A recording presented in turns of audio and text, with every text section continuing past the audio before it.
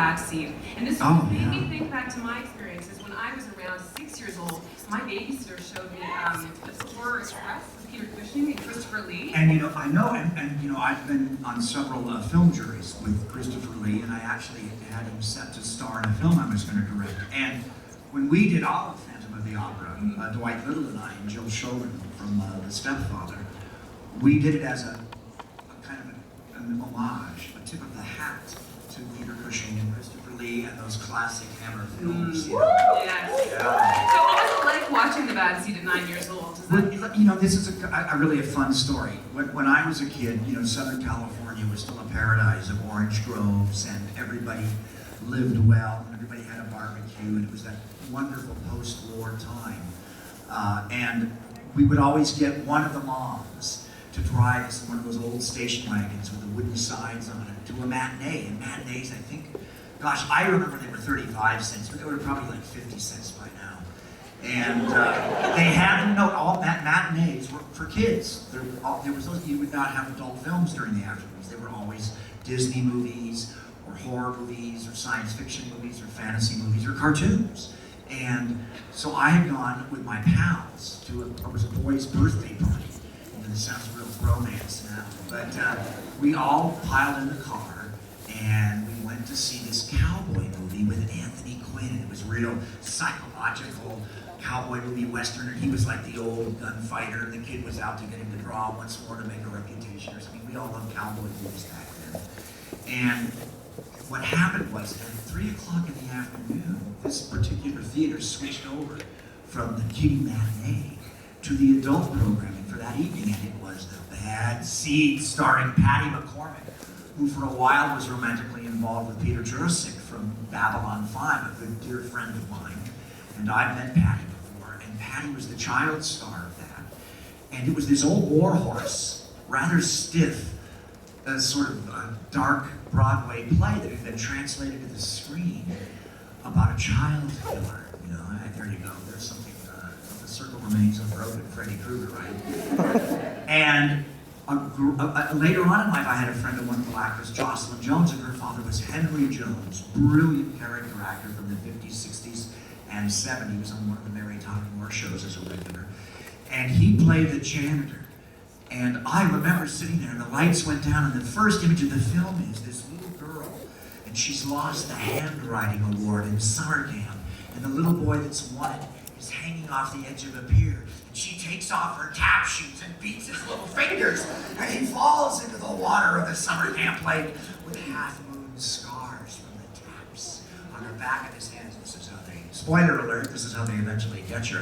Or this is how you eventually discover that she really did it, that she's not lying. But she's the perfect little girl with pigtails. So my traumatic scar from seeing this film is for the next several years, sitting behind people in classrooms. I sat behind a girl whose name was Kristen Engel, the same beginning last name as mine, Bobby Englund at the time. And she had pigtails, and I was terrified of her. The next 4 years of elementary school, because pigtails came to represent terror and evil for me. Just that weird thing. But there's a great line in that movie, one of the great lines of all time, when the janitor realizes that she's killed someone and burned the body, or burned the shoes that have the blood stains from the little boy's hand on them. She's burned them in the apartment boiler room, underneath boiler room, again an echo of Freddy Krueger. And he says to her, he's trying to scare her and get her to talk, and he says, "Don't you know, Rhoda? Don't you know, child? They got a little blue electric chair for boys and a little pink electric chair for girls." Is that the coolest line? Because I'm sitting there with my popcorn and my cheap roast bonbons watching it like, wow! 9 years old. Was that the moment, do you think, though, that you realized that you wanted to be an actor? No. I wanted to be an actor before that. It was Mary Martin, Peter Pan. We used to have the thing, you guys are too young to know this, but they had them here in Canada too. They would have these things called specials on televisions. And then they called them spectaculars for a while. And one of the earliest ones I remember was a live production of Peter Pan from Broadway with Mary Martin. And it was this big special. They would know also, and then like, you know, a month later would be Wizard of Oz, you know, and you'd sit around on Sunday, you know, afternoon and watch it with your mom and dad.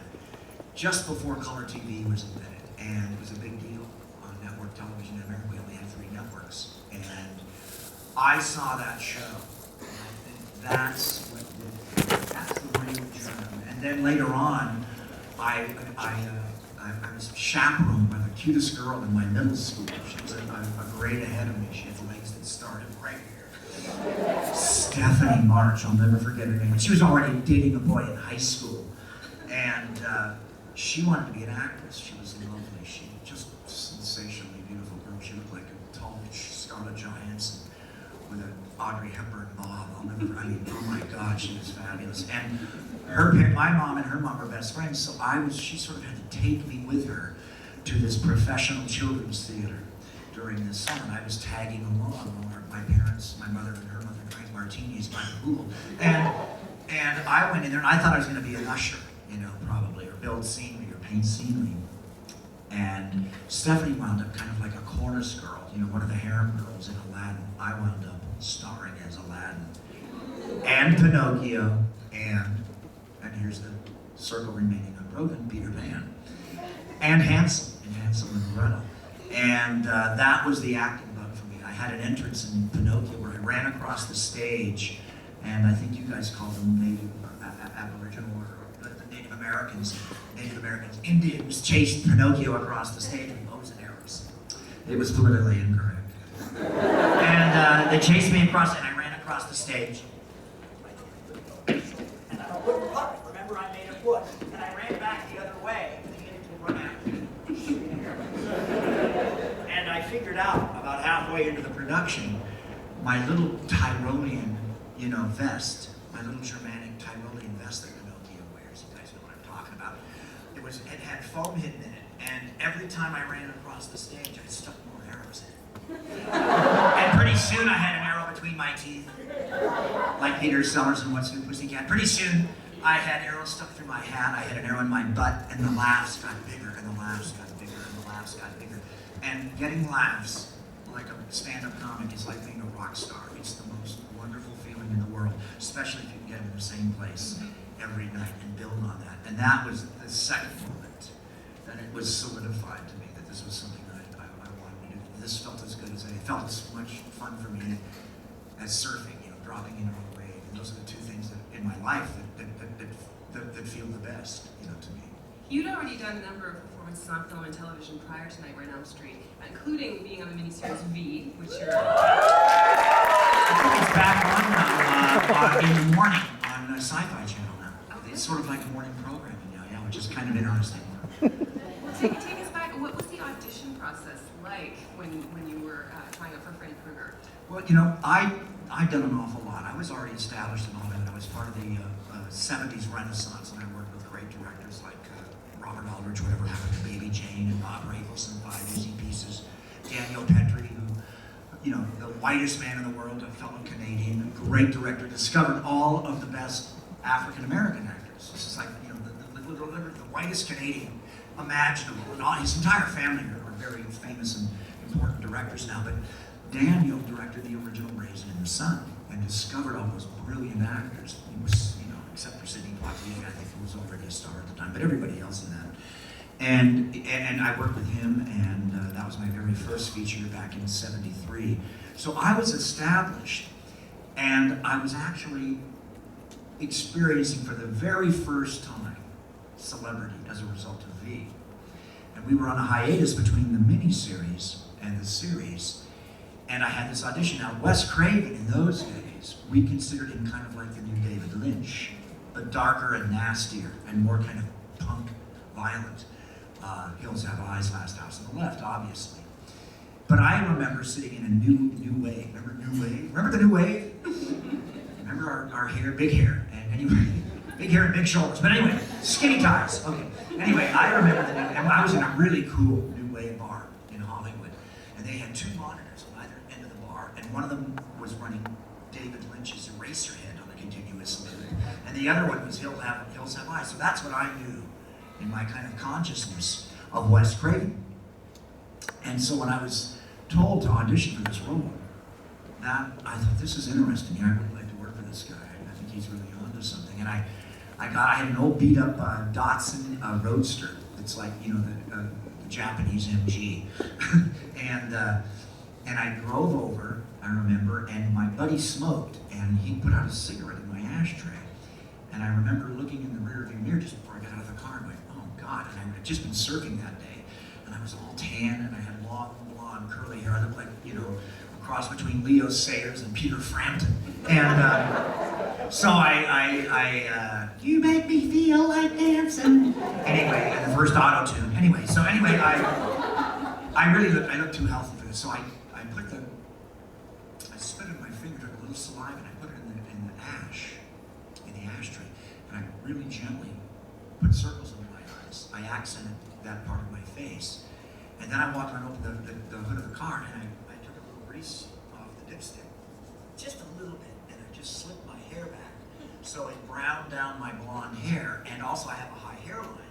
And it just made me look older, and I went in, and you can obviously tell I like to talk, I'm a motor mouth, but I zipped it for that audition with Wes, and I just sat there with my hair slicked back, and I just played. I tried not to blink, and I just stared at Wes, and I tried not to. Oh, is that cool? When he told me the backstory of Freddy Krueger and all these ideas he had for blending reality and illusion, and the dream and reality, and I just sort of stared at him and tried not to blink. And you know, Wes says very nice things in my book, and he says very nice things about me, but I still think it might have been as simple as I have a very thin face, and I have very broad shoulders, and I think he might have thought that the makeup would look natural on me. You know, too many times I see effects makeups, and the head looks too big.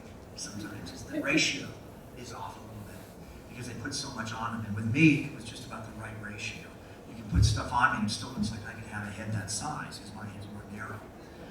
And so I think it could have been as simple as that. Wes thinks it's because I really understood what he was trying to say. Because they wanted a big guy. They wanted a huge, giant stuntman originally for the role. But I walked home, and I got home, and I got back, and when I got the part, it was on my answering machine. Remember answering machine? God. But anyway, also, the other part of that story is that Annette Benson, a wonderful, gifted casting director, discovered lots of people. Nicolas Cage, among others, and Johnny Depp, obviously. But Annette, I had just gone up for every single role in what should have been a great movie, National Lampoon's Class Reunion, which was a serial killer spoof, ironically. And I've been up for every part, and I was up for the jock, I was up for the nerd, the geek, the lover, the serial killer. I was up for every role in the movie, and people like Andy Potts were calling my agent saying, we want a screen test with Robert Englund. They were on their callback, I was on my callback, and I was sure I was going to do something in this movie. And I canceled myself out. I didn't get a single offer on this part. And I think Annette Benson felt so bad that she made me do that and asked me to, come back for all those callbacks for different roles, which worked against me, but taught me a really important lesson about going back too many times and being too versatile on a callback. You understand what I'm talking about? That she felt bad, and maybe she really was my champion behind closed doors with Wes, and that's maybe how I got the part. It could be a combination of those factors. It could have been any one of them. It just could have been the fact that I'm marvelous. We're so glad it turned out that way.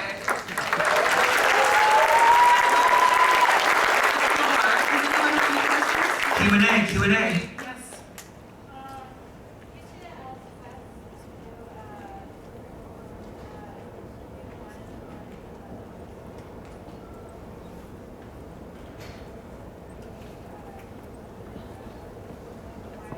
Oh, did you want to do Freddy versus Michael Myers? We got very close to doing Freddy versus Ash.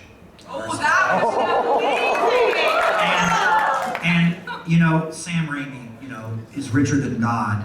And I think Sam wanted Ash to win, to be the conqueror in that, which I think was a great idea. I had this image of this great poster, of Bruce. We would make him go to the gym and he'd have to get those abs back.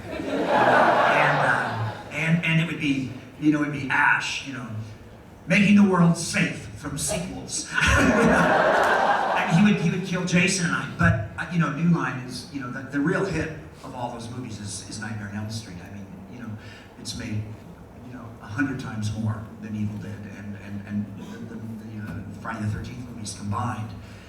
It's an incredibly successful franchise, and so Bob Shea, New Line Cinema, said, "No way, Jose," because I think they were already planning to sell it off to Michael Bay and Platinum Dunes and everything, and all of that. Well, no, you guys, you understand what you've got. It's like facts of life, kids. Hollywood makes sequels. One of my biggest paydays ever was I did a remake of Phantom of the Opera. So they're always going to retell stories, and they don't always get it right, but they'll always do it. And listen to me, this cowboy here, I'm looking forward this summer. I know what the best movie. I know what I want to pay. I know what I'm standing in line for. Prometheus, which is a prequel, right?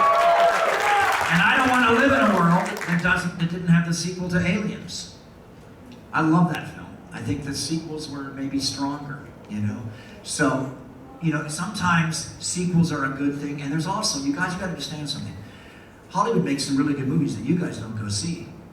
And I can, we can have an argument here, but I see great movies all the time because I've got on demand. And for $3.99, my baby and I, we can sit in bed, with the dogs and some cold Chinese food, and I'm watching great stuff all the time. How many people in here have seen Lucky McGee's The Woman? How many people have seen May by Lucky McGee starring Angela Bennis? There's great stuff out there that falls through the cracks all the time while everybody stands in line for Rambo, and a lesser Twilight franchise. And there's good ones. I like the first one and I like the last one, but there's ones that don't always work. And the thing is, we all rush to see that stuff. Sometimes when we know better, but we don't rush to find these great little films, that fall through the cracks. I mean, what's his name? The one of Dog Soldiers. That great, oh my God. That movie will probably break even tomorrow, but that was 5-6 years ago. There's so much good stuff out there. And that's why Hollywood has to tell their stories over and over again, because they got to make money so they can fund the good movies that kind of fall through the cracks. So anyway, check out, if you haven't seen it already, check out my movie Behind the Mask, because I'm real proud of that. Bounce around here and come back in 1 second. Yes. On the topic of sequels, sorry to have to go there, but of course all these new ones are being made, remakes, and we have the 18, and then you had a couple of movies by Law. I think all of us going to see the new Nightmare on Elm Street. I'm not speaking for everybody, but we were kind of hoping you were going to have a cameo. Well, I think what they're trying to do is they really wanted to separate themselves from the originals. They want to reinvigorate and reboot the franchise. I think they made it too soon. That's my criticism of the remake. I think they just did it a little bit too soon. I understand them wanting to make it for a new audience, and I understand, what's that Robin Williams movie where the paintings come alive? Help me. What dreams may come? When Dreams May Come. I thought they were going to use the 2010, 2011 technology of that effect much more in the Nightmare remake, because I've always thought when I saw that film, that's how I'd like to play around with the background of the dreams. When Freddy gets his kids in them, when he finally gets to that brat whose mother set him on fire. I'd like to see that background melting and changing along with the fear, that particular adolescent is going through as I taunt them with whatever they're particularly afraid of, or whatever haunts them, or whatever is their little private secret that I'm exploiting. And so here they kind of backed off a little bit, and I was sort of disappointed in that. But I love a lot of the actors in the remake. I love Clancy Brown. I thought Connie Britton was really well cast. I'm a big fan of Jackie's. You guys, listen, he's going to be great in the new Tim Burton movie. You get to see him funny. If you guys haven't seen his turn in Shutter Island, he's the best thing in Shutter Island. He's rock and roll acting in that. I love Jackie as far back as the early 80s in a film called Breaking Away, and I'm going to give Jackie listen to this credit I'm going to give him. Jackie Earle Haley invented the slacker character, not Keanu Reeves, not cheap, he was the first, not Simon Bob. Watch Jackie and watch him in Breaking Away with Dennis Christopher and, is that teenage Dennis Quaid? Check him out in that movie. It's the first slacker. He's the first dude, and he's wonderful in that, and he's sympathetic, and he's not college educated, and it's just this wonderful, sweet performance. He's also the best thing in Watchmen, for my money. So I'm very pleased to hand the glove over to him. I think they got that movie out a little too quick. I know opening day did very well, and then nobody went to see it Saturday or Sunday, boom. So maybe they'll wait a little bit and then maybe do a hybrid of parts 3 and 4 or something, you know, and just give it a little more distance, you know. I think they needed it. I think they were just, because what I think that they didn't realize was that with video and then cable and then DVD and then Blu-ray, there's 3.5 generations of audiences that have seen, you know, the Nightmare on Elm Street movies that I'm in. And it seems recent to them. If you're 12 years old and your dad stays home on Friday night and sends out for Domino's Pizza, and you get to invite your buddies over for a sleepover, and your dad runs a marathon of Nightmare on Elm Street Blu-ray on the flat screen, that's like brand new to you. Totally. You know? So if you've seen that and then you go down and you pay $7 to see the remake, yeah, but that, it was just too soon. They needed to give it some distance, you know. There's also something to be said, I think, in this, I'm not going to speak for everyone here, but for me, watching that movie, it didn't need the extra special effects. Like, that first one still captures the essence of a nightmare. Like the running up the stairs and it becoming sort of this sludge. Like, Well, there's an essence Well, there. you're right, but you know, I still think I think it lends itself to special effects, but I think you have to be selective. My favorite moment in all of the Nightmare movies, and I'll tell you, you're going to ask this question, so I'll beat you to that punch. 7 is my favorite Wes Craven's New Nightmare. But when Alice, as in Alice in Wonderland, Alice in Dreamland, get it? Nudge, nudge. Runs out of the Craven, Wes Craven, get it? The Craven restaurant in, I think it's part 4. When she runs out to get in the truck of her boyfriend on that continuous loop, and then she's back in the restaurant, and then she has to leave and lock the door and walk again and get in the truck and sit down. There's her boyfriend. And then it starts again and she's locking the door and she's checking out of the Craven and she walks across the parking lot and she runs into her boyfriend's truck. That's what my nightmares are like. You get stuck in that groove and that scratched record of your memory and that fusion of images that are dark and light and reality bound and illusionary that are in your nightmares. And that sequence, I think, is just genius. You know? And I think that the nightmares need to, you know, the new ones need to just get refreshed with that and play with that repetition thing, that scary repeating is really frightening. You know, you walk down a hall and then you walk down a hall and then you walk down a hall. And, you know, that happens to me still in nightmares, you know. I get that Steven Spielberg foreshortening thing going on with I just about get to the door and then it's still 100 yards away, you know. Next question. Yes, so I'm going to try to take one from over this section. Is there one over there? Yes. How did you get involved with Hatchet? Hatchet. You know, I'm lucky that I get a lot of scripts sent to me. I don't have to audition much anymore. And, you know, I hate to audition, you know, because you're always judging yourself on the freeway on the way home. Oh my God, I should have done this, I should have done that. Oh, that's what the scene really meant, you know. Oh, excuse me for rear-ending you. But, no, Adam Green just asked, and, you know, the Jungle Drums in LA kind of said that Adam was a comer. He's brilliant, you know, this guy. He's got more energy than 10 people. So I just decided to help out with a cameo. And also Kane was very involved. Kane gave me a phone call. And you know, this was a potential franchise for Kane. And Kane and I go way, way, way back. You know, I knew Kane as a stuntman before either of us had done the movies.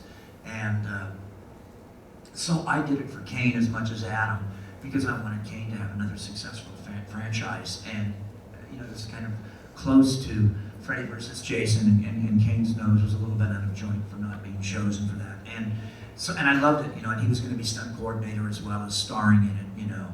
And so, you know, I really had fun doing it. I think Adam's really, really a talented guy, and I think he's got a real great retro sense to his work, and he's busy. He's got more stuff coming out, so look for Adam Green's new movies.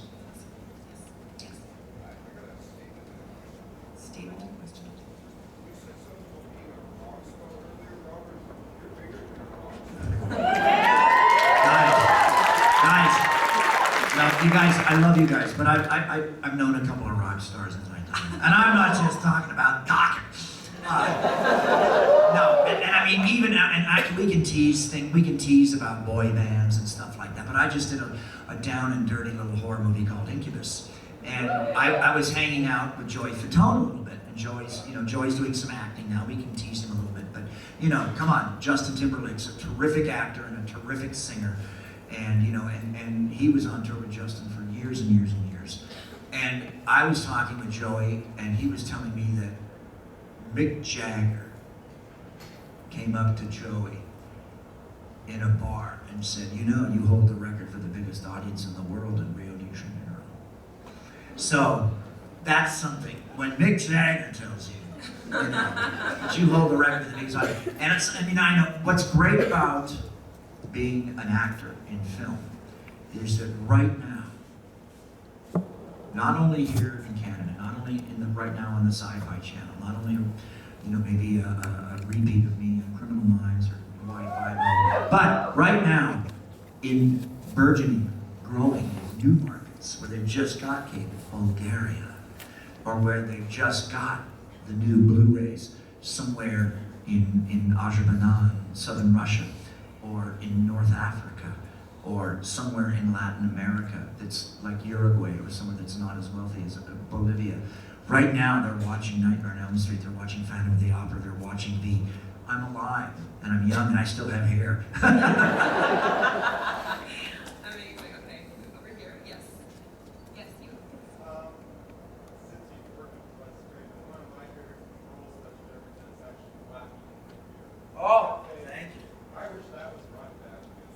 Well, he's talking about Nightmare Cafe, which wasn't our original title. The original title was Terminal Cafe, which is even better. We had to exploit Wes and Robert Englund, so we had David Cronenberg, your boy. Man, let's hear it for Cronenberg. We had David Cronenberg's DP, director of photography, on that show. So we elevated television, just like V brought John Dykstra to television and elevated special effects. Wes Craven's production of Nightmare Cafe brought Cronenberg's DP, and we elevated the production value on television. We were held up as a standard for production value. What happened was, every show was different. One show had Angela Bassett, Tina Turner, right? The next show would have a great, crazy stand-up comic playing a tabloid reporter, that fakes alien, raped your mother stories, and then really encountered aliens and no one believed him because he cried wolf. And then we had one episode that was very film noir and dark. We had a terrific cast. Jack Coleman, Heroes, was on that show, was one of the regulars. And it took the audience a while to figure us out, but we were this great, great show. We were all dead, and we were a last chance purgatory cafe where you could just, if you had to clean up your life a little bit before you left, if you had to change your will, if you had to right a wrong, if you wanted one last goodbye, if there was something you had to fix karmically, we gave you a couple of days to eat cheeseburgers and we would help you out. It was this great show, and one episode was comedy, one was tragic. I mean, we explored the culture of the middle class African American situation, which wasn't really being, broadcast at that time. But we were sacrificed for another great civil rights show called I'll Fly Away, which was wonderful with Sam Waterston. And then they canceled that show, so they sacrificed two good shows. We had good ratings. However, it did free Sam Waterston up to be Law and Order. Okay. Yes, back there, red hat. Yes, I think red. Yes. I have two questions. What's your favorite kill other than the hearing aid? Oh, other than the When's the next time you're going to come to Calgary? Nancy and I were going to hang. We were ready to, because this is a great time of year here. The wildflowers are starting to break through and everything is greening up. And so we were going to come and just we're going to do a rent-a-car and go to Banff. Oh. Yeah. But now I got to go to Australia on Tuesday. So what we're going to do is, I work in Vancouver all the time, and next time I gig in Vancouver, I'm going to do the Canadian Rocky Mountain Railway. And we're going to come to Calgary. We're going to rest in Calgary for like 2 days, party down, eat beef, and then we're going to jump. We're going to rent a car. We're going to go down to Banff, and we're going to do that because we know that the word is out from all my friends in Vancouver and from all of my friends in Montana that the Canadian side of Glacier National Park is the most pristine, beautiful, and the least crowded national park in the world. It's like, and I'm just going to get in the canoe and drink beer and have a good time. Oh, and my favorite kill besides my politically incorrect hearing aid, boy from part 6, is I kind of like, you can check in, but you can't check out. I like reducing the word, because that's Freddie really using something that one of his victims is afraid of. And I kind of like that. There's something excruciating about that effect with the weightlifting and her. And it's very Kafka-esque, as they say in college, because she does turn into an insect. I think that's a pretty great kill. Was that Brooke Tice? Brooke Thies? Yes. Hi, Robert. I had a question and also a request.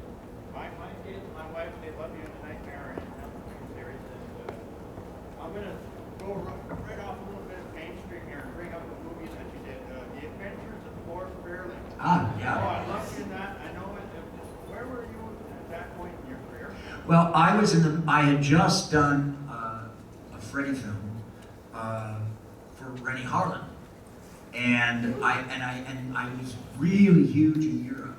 It's a great gift that genre actors have. If you're in action films or horror films, science fiction films or fantasy films, those stories translate very well to Europe. Nobody in Europe knows Kids in the Hall. Nobody in Europe knows SCTV. Nobody in Europe knows Saturday Night Live or Jay Leno or Eddie Murphy, or they don't know that. That sense of humor doesn't work.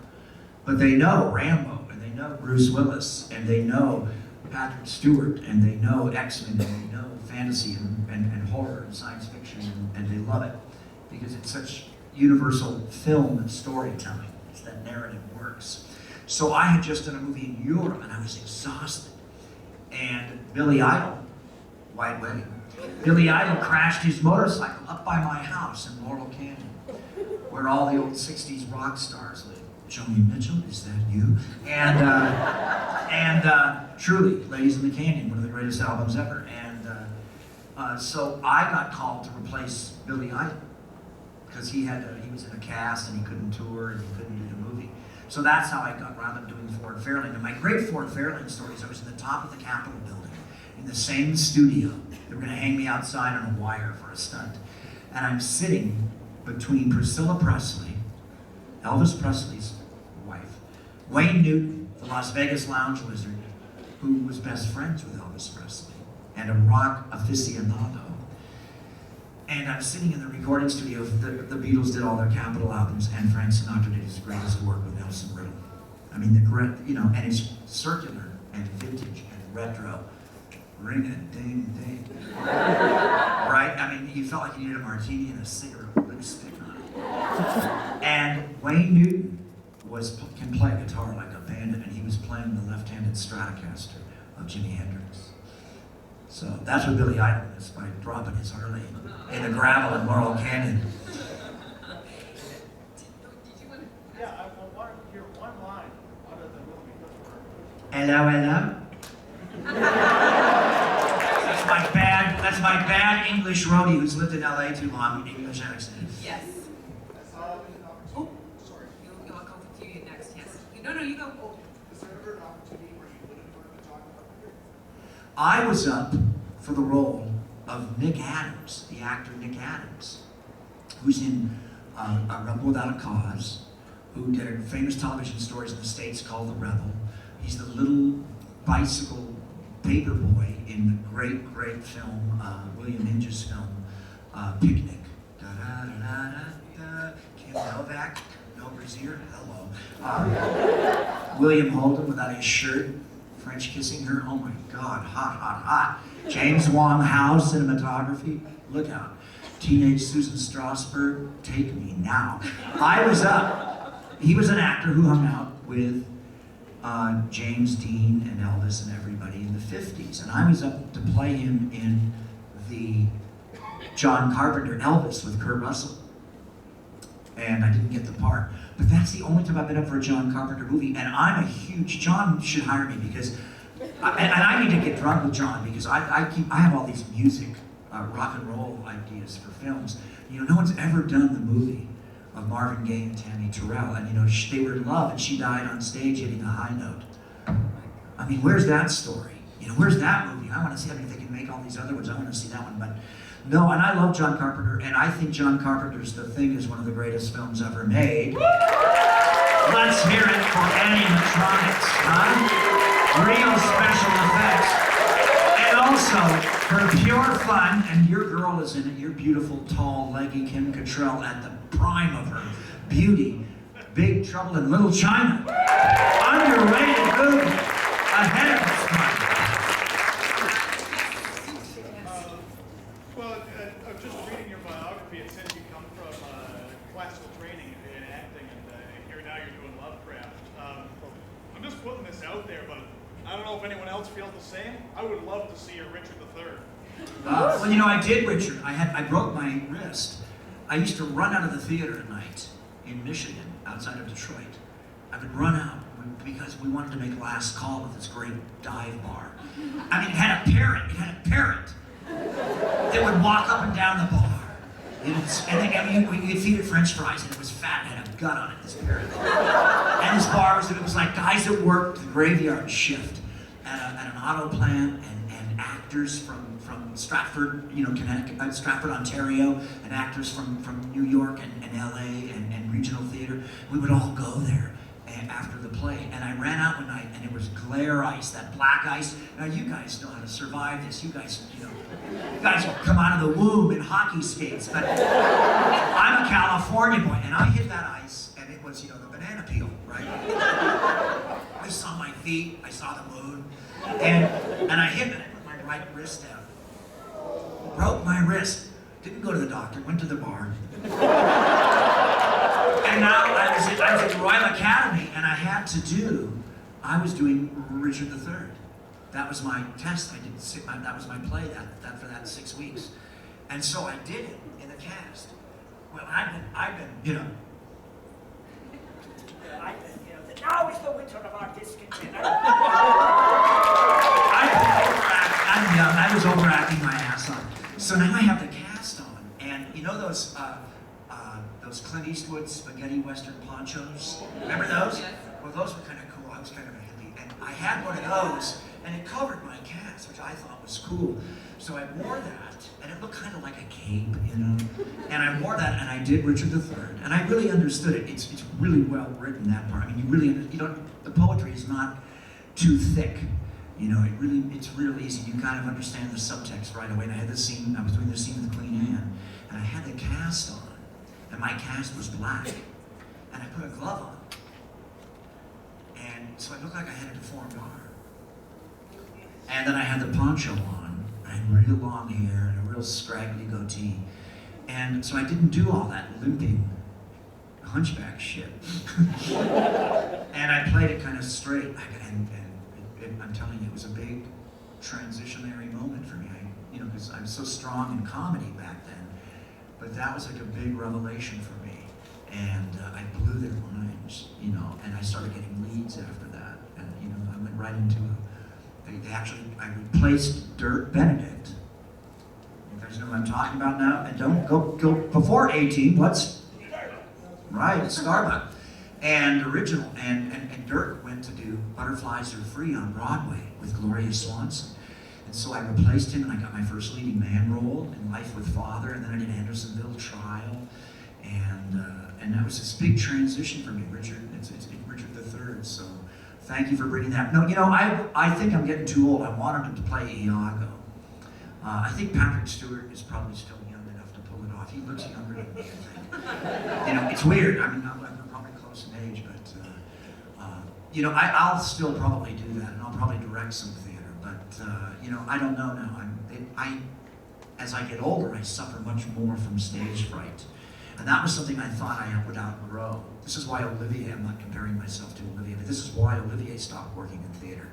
He literally had to vomit backstage before every entrance, every night, because his first entrance every night. Because you get the butterflies. And I just read a great interview with Meg Tilly, who retired in Vancouver and writes children's books, and now she's come back as a stage actress. She was a fabulous Canadian actress who became a star in America back in the 90s, a beautiful girl. Oh.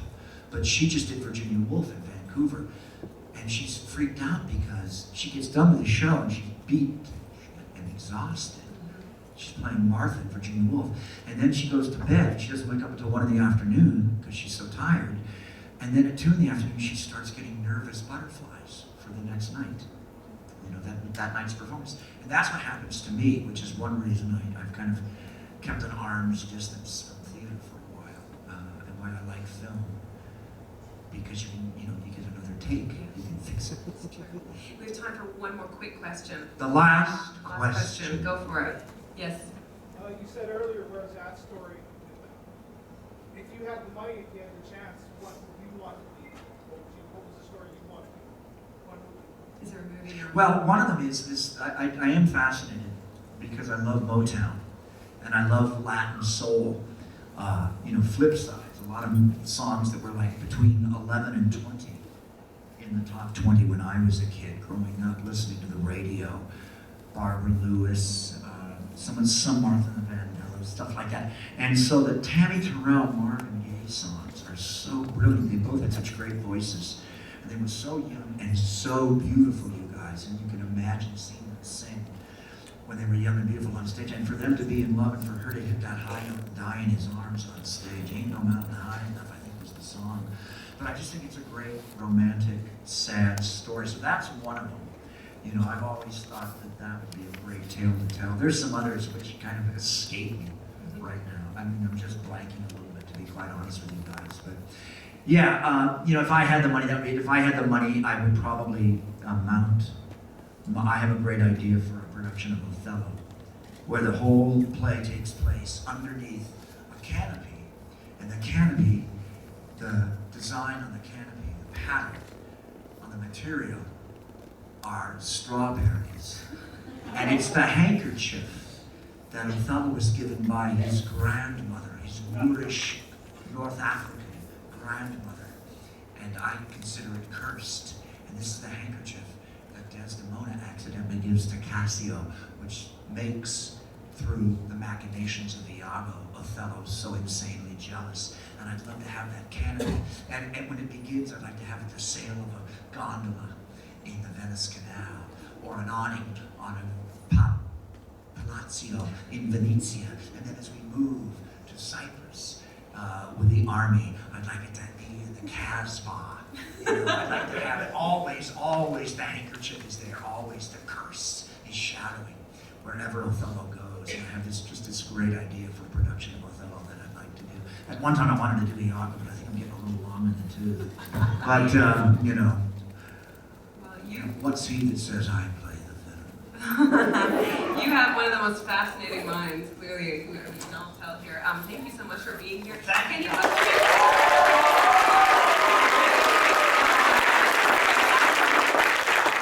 Freddie laugh. You're all my children now.